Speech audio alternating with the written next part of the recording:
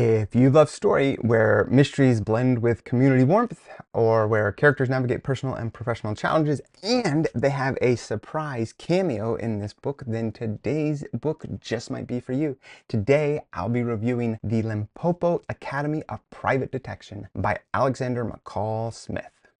Welcome to Spencer Reads Everything. I'm your host, Spencer Dragon, and today we are taking a look at the 13th book in the #1 ladies detective agency. This is halfway through the books that are currently out, and of course I haven't quite finished the series yet, so I don't know if the 24 books that are currently out are the extent of the series. I will find out.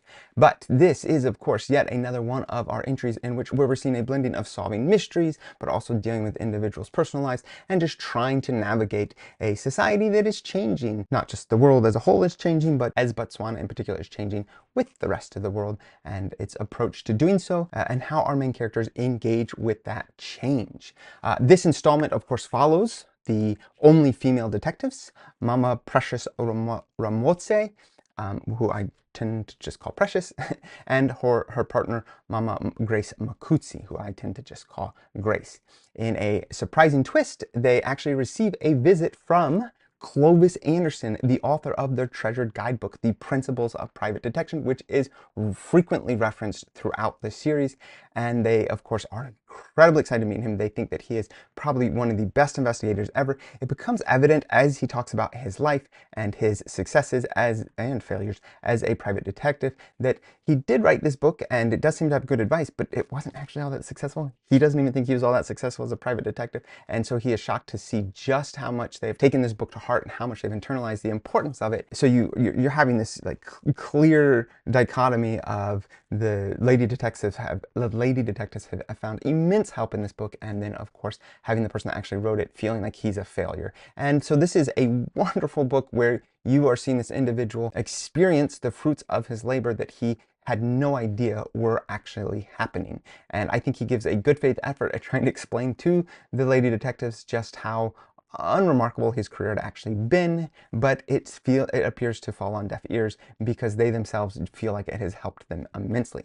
I don't know if I've said this before, but this book is essentially a character in the series. The frequency with which it is referenced, kind of like Precious's white van, or the discussion of cattle, or just any of the other elements of the culture and the society. And this book is one of those things that she is just constantly bringing up, and she clearly has great respect for it. But in all reality, what makes her a good detective is her own ability to be thoughtful and caring and observant and to make decisions based off of that. So let's take a look at a few of the cases that are going on in this book. The first case involves Mr. Ditso and the orphanage. He is he's on the board of the orphanage. Mama Patakwane, who is a very good friend and the matron of the orphanage, is actually going to be wrongfully dismissed to Mr. Ditso's suspicious plans to monopolize the orphanage's budget. And it's actually here that Andersen's principles to follow the money plays a big role, as Mama Ramotswe and Clovis Andersen scrutinize financial records and uncover how Mr. Ditso's actions threaten the orphanage's integrity. This case, of course, not only shows that Precious's investigative skill, but it is also her incredibly fierce loyalty to her friend and community. And it's a situation that really embodies just her ability to be observant and to really figure everything out. She even says at one point, when you allow people to do what they wish, then that is what they will do. They stop doing the things that they need to do. In other words, without guidance and ethical oversight, even well-intentioned people can make harmful choices. That is easily the biggest case that they're taking on in this book, especially since you see the engagement, of course, with Clovis Andersen, which they're so excited about. And he shows that he is a capable investigator, even if he feels like he was not a particularly successful one. You can see in this action that he was capable. There are a couple other cases, especially ones that deal with their private lives. One in particular is the case of Fanwell, who is the younger of the apprentices for Mr. J.L.B. Matakoni, and he is actually much more capable than Charlie, and he is much more astute and is actually going to become a mechanic, something that Charlie struggles with. He is going to help out a friend by fixing out a car. What he does not know is that car has been stolen, so he gets arrested, and he insists that he did not know it was stolen, but of course the people that stole it said that he did, and he was in on it, and they're trying to also spread the blame. This also brings in Precious and Mr. Andersen, and they are trying to find a way to help clear Fanwell, and it does not look good, especially since he has a terrible lawyer, and that seems to be something something that's really going to hurt him in the end.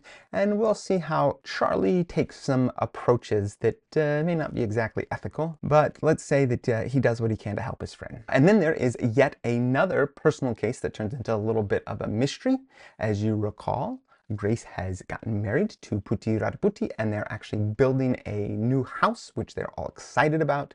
Although there seems to be some curious interactions with some of the builders, they seem to really have concerns about what exactly is going on, and so they are going to try and get to the bottom of that and try to assess what exactly is causing this this concern and these moments of communication that just seem to leave things unanswered. And you'll of course see how that plays out. I will let you, as usual, if you're interested, to actually read to find the conclusion to those 3 cases. I think I've already said a fair amount about the appearance of Clovis Andersen. I was hoping, especially based off the name of the book, that you would actually see him go on to play a larger role. Up to the point that I've read, he doesn't. This is his one book, it's his one little moment, and I think it is actually well done. Now that I've had a chance to read more in the series and to see how this book, this concept has become so big to them, although that excitement and that appreciation for it is clearly not matched in the United States. I will say one of the funny things, I don't know if it's just in this book, you find out that Mr. Andersen is from Muncie, Indiana, a rather small town. They don't have a great understanding of the geography of the United States, and they just revere him and his work so much that they find themselves like comparing Muncie to New York City, and they think that it's probably a wonderful representation of the rest of the United States. And it's just these funny little bits where it doesn't really affect their abilities as detectives, because they are still equally capable of being observant, and their ability to care about other people is actually what makes them quality detectives. And so having this misconception and also just this desire to lionize Mr. Andersen, none of that really affects their abilities to do that. And I would also say that they actually managed to really give Mr. Andersen a real boost in his appreciation for the work that he's done, simply by the fact that it is being used by this detective agency. Who is this book for? Well, it is pretty deep into the series, so it is for someone that has read all the books before and enjoy it. I really don't know what else I can tell you about this point. These are very fun reads.